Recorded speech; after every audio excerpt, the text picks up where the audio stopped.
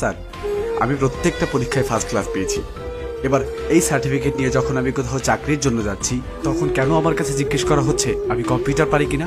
কেন আমার কাছে জিজ্ঞেস করা হচ্ছে আমার কাজের কোনো পূর্ব অভিজ্ঞতা আছে কিনা? আরে পাগল নাকি তুমি? চাকরির জন্য তো সব প্রয়োজন। তোমাকে কম্পিউটার জানতে হবে, কাজের অভিজ্ঞতা থাকতে হবে, এক কথায় তোমাকে যোগ্য হতে হবে। তাহলে বেতন কি তোমার চেহারা দেখে দিবে? যদি চাকরি করতে এগুলো লাগবে, তবে স্কুল কলেজে আমাকে বাস্তবমুখী না করে তুলে আমাকে কম্পিউটার না শিক্ষা দিয়ে কেন শেখানো হচ্ছে? নবাব সিরাজউদ্দৌলা কবে মারা গিয়েছিল? কেন সেখানে একজন ছাত্রকে বইয়ের উপর বই চাপিয়ে দিয়ে ডিপ্রেশনে বসানো হচ্ছে? তুমি কি মিয়া পণ্ডিত হয়ে গেছো না? এগুলো হচ্ছে ইতিহাস। একটা ছাত্রের জন্য ইতিহাস জানা খুবই জরুরি। এই ইতিহাস জানা যেমন জরুরি, তেমনই জরুরি বাস্তবমুখী শিক্ষা, যেমন কম্পিউটার। সত্যি কথা হলো স্যার, এই ইতিহাস জেনেই না আজ লক্ষাধিক যুবক চাকরির জন্য রাস্তায় রাস্তায় ঘুরছে। আর আরো সত্যি কথা হলো, ইতিহাসে চাকরি পাওয়ায় না, পাওয়ায় কর্মবিদ্যা। কে কে বলছো তোমার এই বিদ্যালয়ে কম্পিউটার শেখানো হয় না? সেখানে কম্পিউটার আছে, কম্পিউটার শিক্ষক আছে, তুমি শিখো নাই কেন? এক মিনিট স্যার, আপনি আমি দুজনেই জানি যে বিদ্যালয়গুলোতে কম্পিউটার ল্যাব আছে, কিন্তু আপনি জানেন সেখানে কি শেখানো হয়? সেখানে পুরো বছর জুড়ে শেখানো হয় কিভাবে কম্পিউটার অন অফ করতে হয়। আর নিজে থেকে নতুন কিছু শিখতে গেলে বলা হয় কম্পিউটার হ্যাং হয়ে যাবে। স্যার, সেই যে হ্যাং হলাম না, এখনো ছাড়াতে পারি।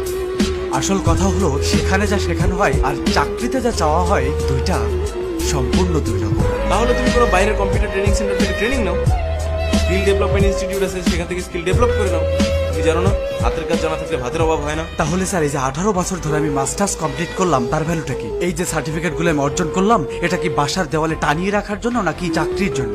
যদি চাকরির জন্য হয়, তাহলে আমাকে কেন চাকরির মতো করে শিক্ষা দেওয়া হলো না? কেন আমার স্টাডি পিরিয়ড চলাকালীন আমাকে কর্মশালার মাধ্যমে চাকরির অভিজ্ঞতা দেওয়া হলো না? আমার শিক্ষায় কেন কর্মমুখী দিক নেই স্যার? শোনো বাবা, এখন সৃজনশীল হয়েছে, পাশের হার বাড়ছে, শিক্ষাঙ্গন এখন অনেক এগিয়ে গেছে। তুমি চাকরি পাও নাই বলে যে অন্যেরা চাকরি পাবে না তা কিন্তু, অন্যেরা এখন যোগ্যতা পাচ্ছে। স্যার, কর্মক্ষেত্রে গেলে সেখানে একটা কাজের ধারণা দিয়ে 4 ভাগে করতে বলা হয় না, যেমনটা আপনার সৃজনশীলে করাচ্ছেন। চাকরিতে একটাই কাজ দেওয়া হয়, আর যদি আপনি তা না পারেন, আপনি অযোগ্য। কি আজব স্যার! এরা সৃজনশীল পদ্ধতিতে পড়ালেখা করছে, তবে সৃজনশীল কোনো কর্মক্ষেত্র পাচ্ছে না, আর পাবেও না।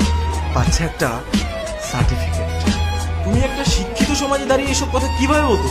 তুমি কি বলতে চাও, এখন শতভাগ শিক্ষার কোনো দাম নেই? শিক্ষাঙ্গন এখন বিজনেস কোম্পানি স্যার, আর স্টুডেন্ট হলো প্রোডাক্ট।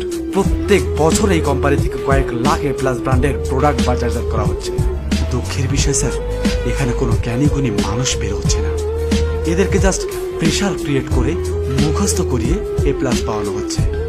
আর আপনাদের এই প্রেশার কুকারে পড়ে ছাত্রদের আশা আকাঙ্ক্ষাগুলো বাষ্প হয়ে উড়ে যাচ্ছে, আর সমাজ সিটি মারছে। তুমি জানো পোলাপেনের